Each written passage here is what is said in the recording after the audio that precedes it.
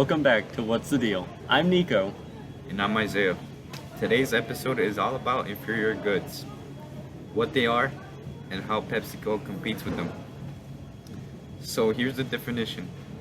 Inferior goods are products that people buy less of when their income goes up. They're usually the cheaper, all-brand, or generic options. A perfect example is store brand cola. When money's tight, people might grab a generic soda because it's half the price of Pepsi. But as soon as they've got a little more income, they upgrade back to Pepsi or Coke. Same story with chips. Store brand chips might be good enough when you're on a budget, but if you got extra cash, Doritos or Ruffles feel like the better choice. That's why PepsiCo is smart. They position their products as the upgrade. When people move away from inferior goods, PepsiCo is right there, waiting with brand name snacks and drinks. But here's a twist.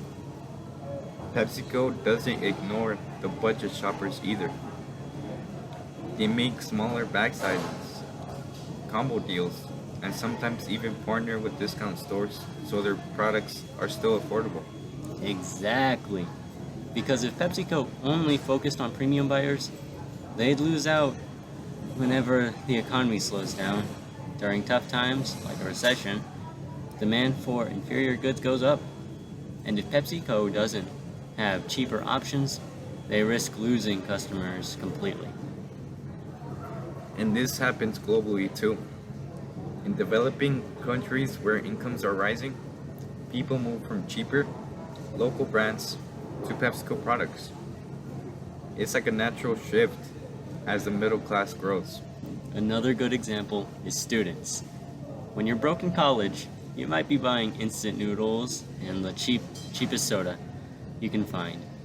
But once you graduate and get that paycheck, suddenly you're buying Pepsi and Doritos for game night. And that story repeats over and over. Inferior goods fill a gap, but as people's income increases, they trade up, and PepsiCo is positioned as the go-to upgrade. Which means PepsiCo doesn't just compete with Coke, they're also competing with every off-brand chip, soda, and snack on the shelf. Right. And they fight that battle by making their products recognizable, consistent, and worth paying extra for. So, the deal with inferior goods is simple. They fade as people make more money. And PepsiCo wins when people trade up for the cheaper stuff to their brands. Next episode, we'll talk about consumer trends and advertising. Basically, how PepsiCo keeps its image fresh and makes sure people want their product. Thanks for hanging out with us on What's the Deal. See you next time.